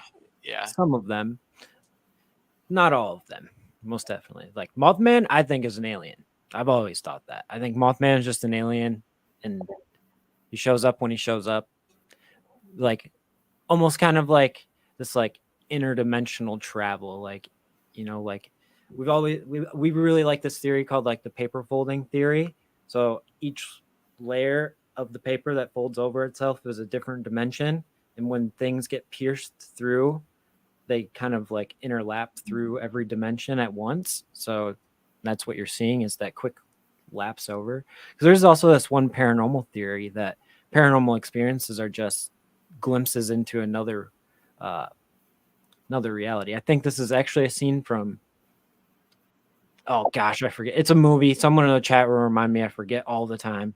But basically, it's this scene where this guy walks into this house. He walks into a house, and there's a family sitting at the dining table that isn't there, and they're all eating a dinner, looking at him while he's looking at them, but they're in different dimensions. Oh, wow.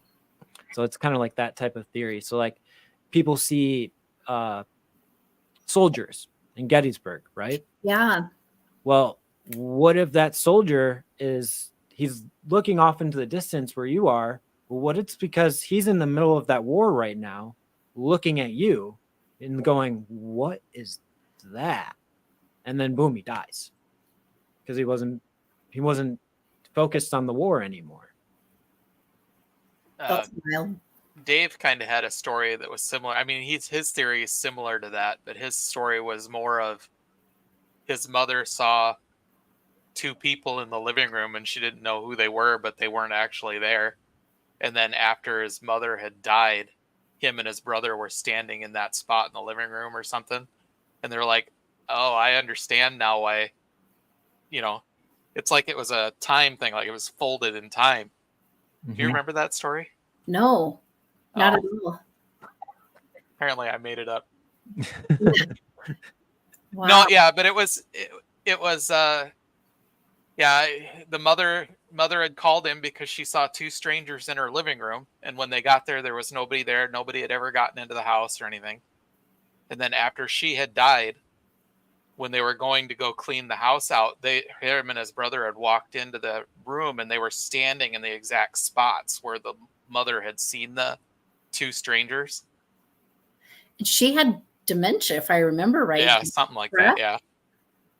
But anyway, he was thinking that, it was like a moment in time. She had seen something in the future that hadn't happened yet. And then when they walked in, it's like it clicked for him that, I she was seeing them now. come.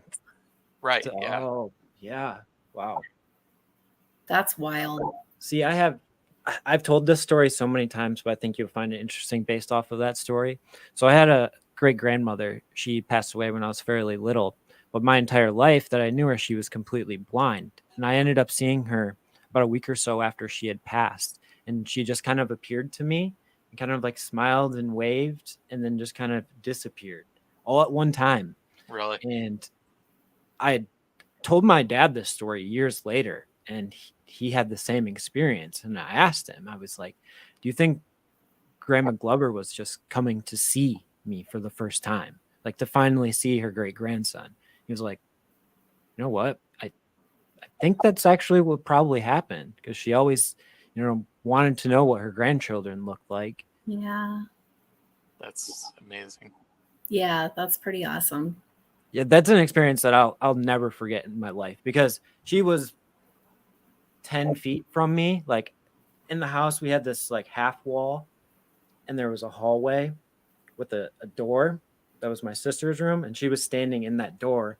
I'm guessing thinking that she was going to see my sister in there and then see me in the living room. My sister wasn't home, but she saw me, and I don't know. It just like it was her 100%. And it was one of those things where I wasn't looking there. I was watching TV and I just kind of like had that thought that like I should look at the door.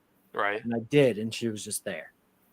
And she was like somewhat transparent, like the bluish tone, and it was literally seconds. Like it wasn't 10 seconds. It was like that. But like fully cognitively saw it. This was probably 22 years ago, and I can still see it in my brain like it happened yesterday. Wow. Crazy. And that's one of the experiences that forever in my life has like led me down this path. Like eventually I was going to be obsessed with this no matter what, because my childhood experiences that I had are what led me to all of this. I lived in back-to-back extremely haunted homes, and so many experiences that happened throughout my childhood that I always look back at and I'm like, man, how can I question life after death with what I've experienced when I was a kid that I can't explain now as an adult? You know Yeah. what I mean? Yeah. Thanks. I love that experience too, because I loved my great grandmother so much. That is really cool.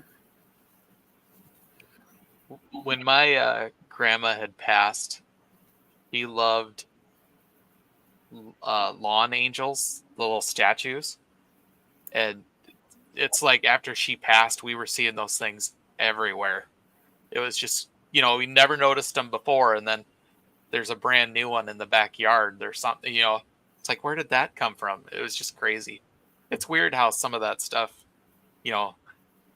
correlates and comes together.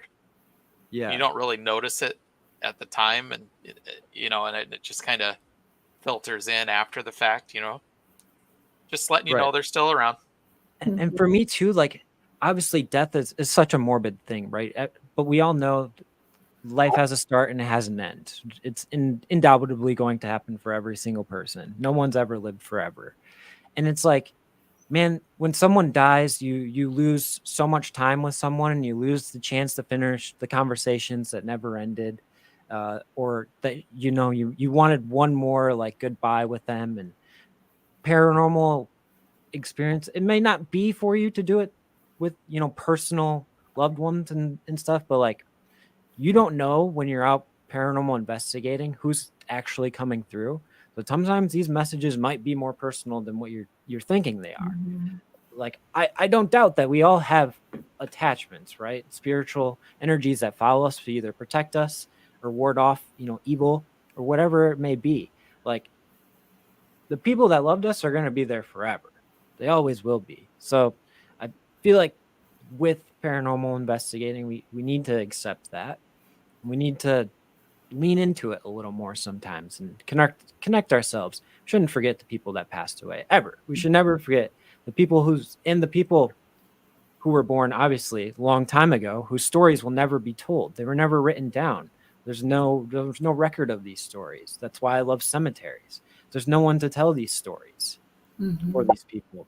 And you go there and you give the world an opportunity to learn about someone that existed just like you do, lived a life just like you, just in a different time with different experiences. And like it's this never-ending cycle of wanting to learn more about the afterlife and life in general. My grandfather had dementia, and he was in hospice before he died. And and the hospice nurse actually told us this. She said he's going to start seeing relatives that have passed. And it's going to start with distant relatives like aunts and uncles and cousins. And the closer he gets to passing, he's going to start seeing closer relatives like sons and it basically, he said that when he sees his wife or who he loved the most, that's about the time he'll pass. And it was like clockwork. He was seeing cousins and aunts and uncles, and then like the next day he was seeing sons that passed. And Then like the following day he saw his wife, and then the next day he was gone. Wow. And it's just crazy. But the hospice people say they see that all the time. Makes you wonder, like, especially with a disease so terrible like that, but like, is there like studies that we could do to like look into the paranormal connection behind it, especially with something like that? If nurses are noticing this and telling people like, hey, this happens, This will happen. like, Yeah. I mean, and they did too. They flat out said, this is, he'll say this, he'll see these people. They won't be in the room, but he will see them in the room. He'll have conversations with them. And as it progresses, the people that show up will be closer and closer to him until he passes. right. So like, how do we say that it isn't just a play on the mind? How do we know that it isn't actually happening to them? Yeah, they are closer to the death, like, the veil of death. So what if it's more wide open? He may have legitimately seen them. We don't know. Yeah, we don't know. Only he does. Right, exactly. Yeah, that's what, man, I love paranormal so much, because we don't have any answers. And like, as much as we don't have answers, there are studies out there that show us that there is brain activity after someone dies. So like, what is happening in that moment? When there's actually still brain waves, when you're clinically dead, there's still brain waves happening. What's happening there? Right. Like, what is that? Is that your spirit leaving the body? There's a study that the Creeps did a fantastic episode on, about 28 grams leaving the body after death. Yeah. So like, what is that? You know what I mean? Like, yep. what is that? Because like, I've talked about this before too. For me, like, if paranormal is a physical thing, does it have mass? And if it has mass, then what kind of mass would it be? Because we can't see it. So it'd be an invisible mass. Is it a gas? Is it electric energy that's so tight together that it creates mass? I've always wanted some 21 grams, sorry. But like, I always wanted someone to create a device. Maybe you can figure this out. Maybe Spotted Ghost can figure this out. That can somehow like find mass of energy. Maybe LiDAR is the answer to that. I don't know. I don't think I have the kind of equipment that I need to prove that. I don't think we can afford that kind of equipment. I think we need like the CERN National Laboratory or something. I need to hit up NASA. Right, yeah. I need you to make me a device that can measure invisible mass. Yeah, I think that's beyond my scope. That's fascinating stuff to think about, though. Wow. Yeah, that's what my brain runs wild with this kind of stuff. I just like, I want so many answers, and there's no way to get them. And this is why I don't sleep at night. Just yeah. Wow.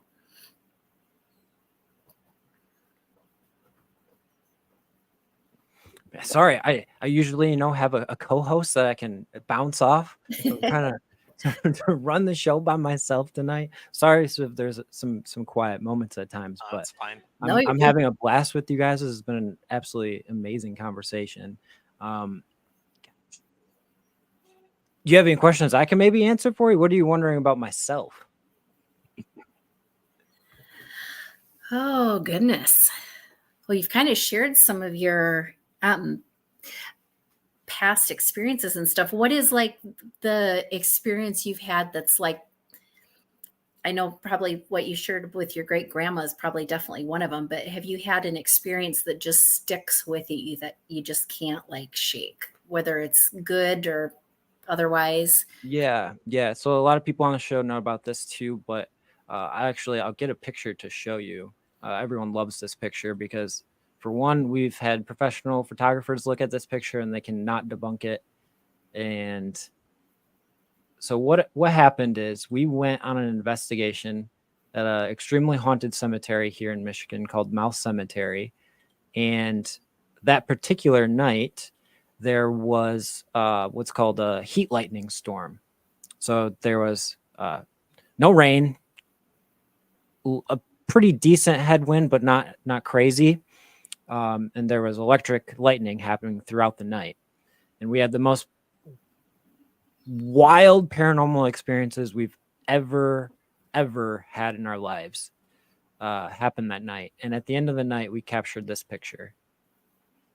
We call it the Shadow Reaper of Mouth Cemetery.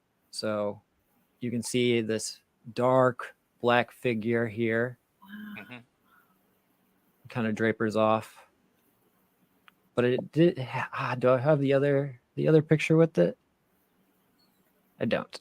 But here is it with some contrast to it, so you can actually make out the actual figure itself. But this night particularly sticks with me because we actually captured pretty much an apparition as well. We captured two like apparitions this night. Here's the other one. So it looks like, to us, we've always said that this looks like a head. This is a poofy dress, like Victorian era. Mhm. And then her hand. And then the other hand. And you can actually see she's actually like holding up the skirt so that it doesn't drag on the ground. Mhm. So Wow. this is a night that has forever stuck with me because it was, on top of that, we had this moment. It was fairly hot and humid that night because it was an August night. So it was hot. And there was this cold energy ball that was going around us in a circle, encircling everyone. You could feel it move. And you could feel your hand enter it and feel your hand leave it. Wow. So like I said, the most like bizarre paranormal experiences that I'd ever had. It was like that S tier that I was talking about earlier, to where it was chilling, scary, but you wanted more to happen. And every time we wanted things to happen, more stuff would happen. We're getting direct responses on the spirit box. Sometimes it was so many different voices that we couldn't even figure out what was being said, because every spirit that was in the cemetery wanted to talk with us. And we believe it's because of that electric storm, basically. So we've always kind of thought that, like, it's kind of led us on this path to where we think storms have a lot to do with like the paranormal energy that can lead into a night, as well as moon phases too. I think like Yeah, I've witnessed that, in some of the stuff we've done too. And just even last weekend at the Haunted Hill House, it was getting wild in Texas with some of that weather. And you just, I don't know, you can just tell it just seems to fuel everything. It just gets kind of crazy on those nights. So it's always a bonus when you, I guess, get a storm when you're going investigating. Yeah, and it's been a lot of different nights that we've investigated where storms have happened, and there's been a lot of paranormal activity. And I feel like it's that extra energy in the air. It just amplifies everything just a little bit more. Mm-hmm. And I feel like the spirits know how to use that energy. I think it heightens, at least for me, I feel like it heightens my senses too. So I feel like I notice things more, I guess, if that makes sense. Yeah, I'm with you there, Creepy Confidential. But yeah, that's one of the nights that led me to really think about a lot of things, especially when we captured evidence like that. Another night that will always stick with me, just because I talked about it earlier, is the Old Lincoln County Jail, just because it was a first. It was the cherry popper, and so many different things happen.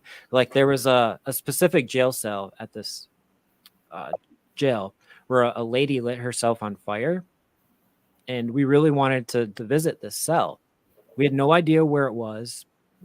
We randomly walked down this hallway and went into the cell, and then we asked the host, where's the cell that the lady burned up in? And she goes, you're in it. Oh, really? And it was almost like we got drawn there. Led there. Mm-hmm. And we didn't even know. We had no idea. And there was a placard on the wall. We didn't even see the placard. We just randomly went into that specific cell.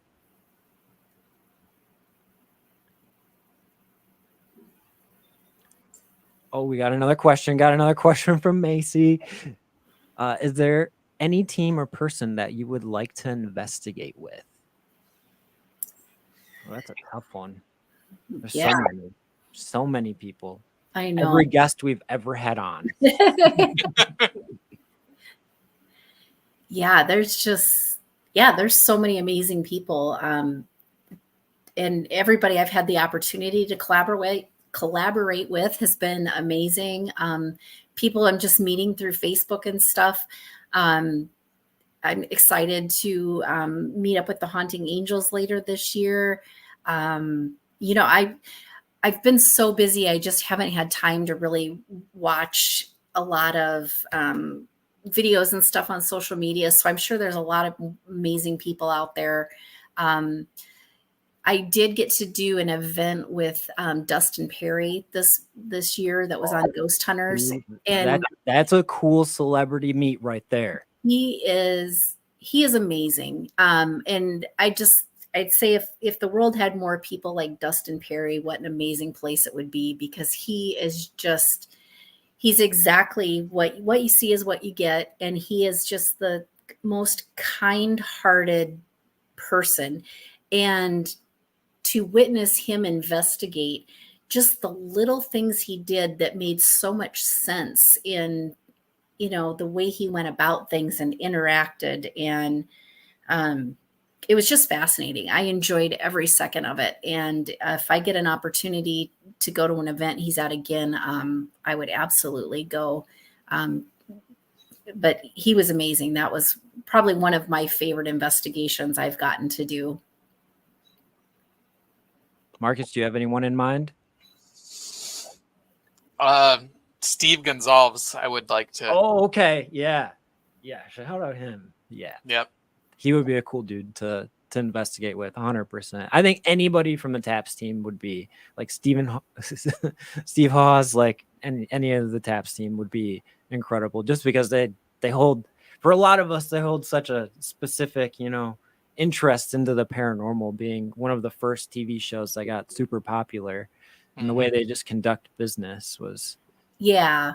And then I do watch Project Fear. I love the Destination Fear group. I just think they're really cool. I would rock stars.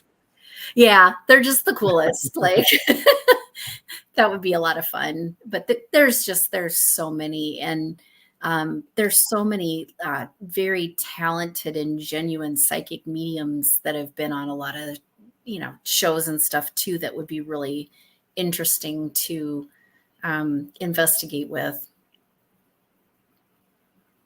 I'm with you. There's a lot of TV personalities I feel like we all could say that we'd love to, you know, get a chance to meet. And that's why paranormal conventions are so awesome, because you get to come together with a bunch of great minds and that you might not get a chance to meet otherwise, you know, because it's tough to get a lot of people in the same place at one time. Yeah. So like, that's what I'm excited about this weekend is I get to meet a bunch of the night crew that I'm super excited about, like those dweebs. And I get to meet so many of our guests, like Harley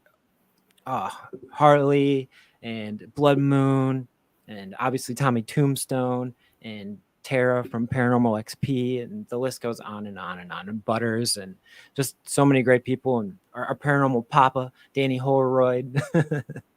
So he's our mentor, you know, our old man mentor, over 500 paranormal investigations. Nobody better to learn from than that man right there. That's awesome. You're bumming me out. I wish I knew about this sooner and could plan to go. It sounds like an amazing time. Oh, it's going to be absolutely great. And they have so Danny, the guy who runs the event, he actually is like the head of a Ghostbusters club. So he actually drives like the actual Ghostbusters car and everything.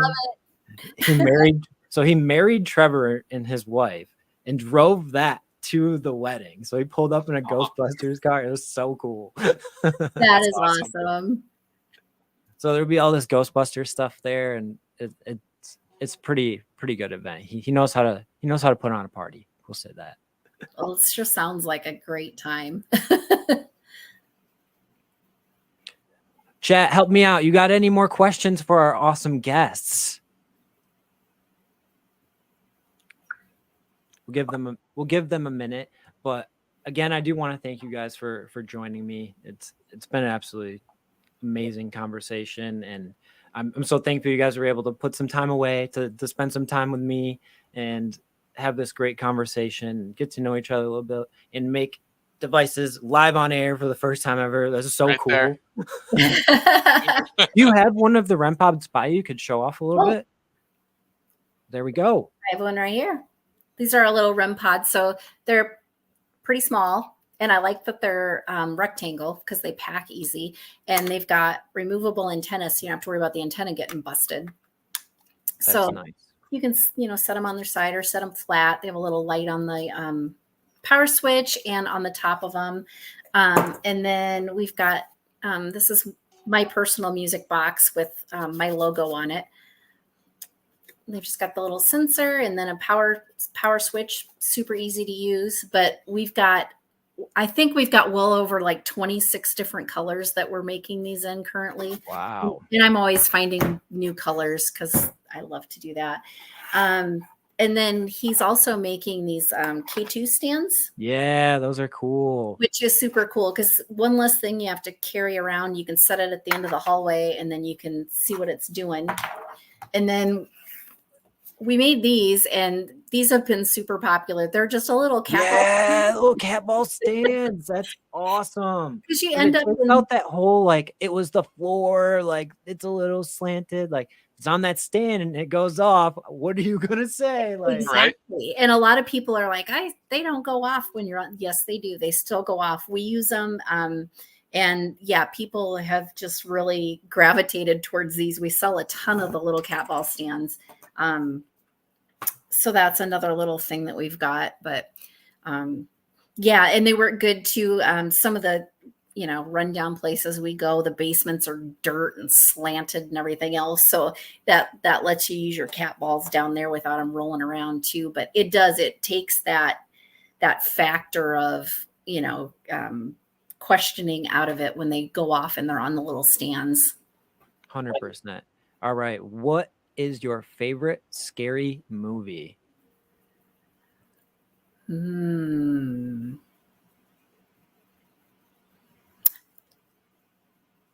you have one, Mark? I don't really like scary movies.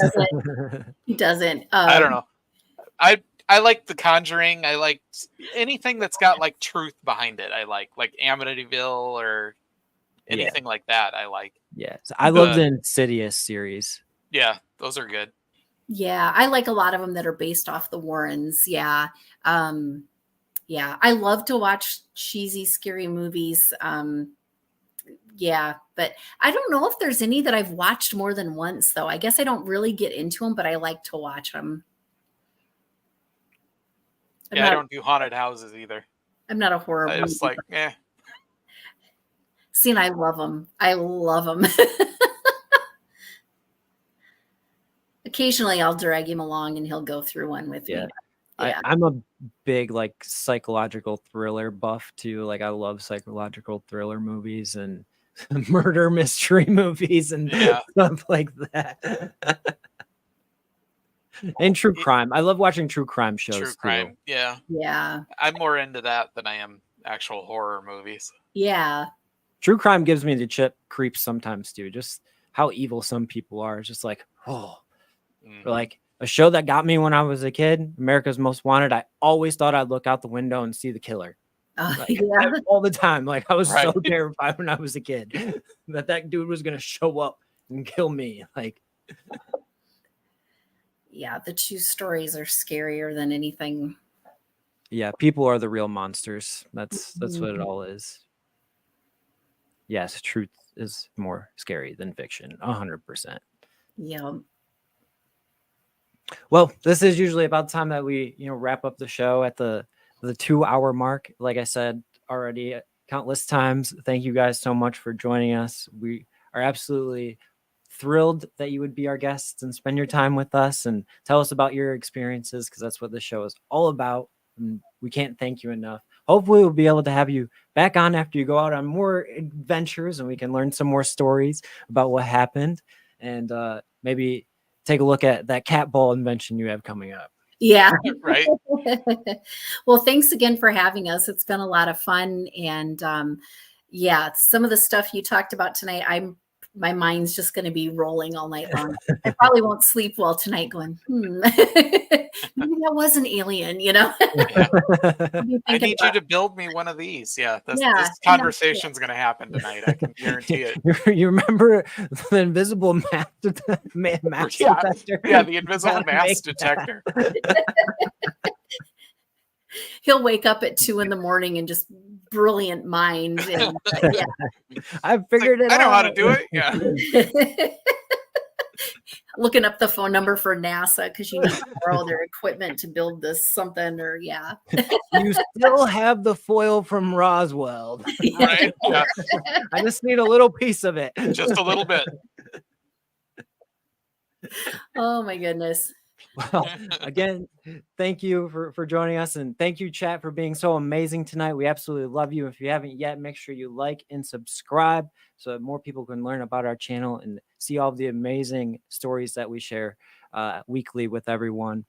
And if you need to know any more about Journey into the Haunted, you know I have you hooked up with other links down below. That includes the Eventbrite link for your guys' events. So if someone wants to book tickets, they are easily accessible for you right there down in the description. And with that being said, folks, remember to keep your ears and eyes open for it really goes bump in the night. Peace. Good night. Night.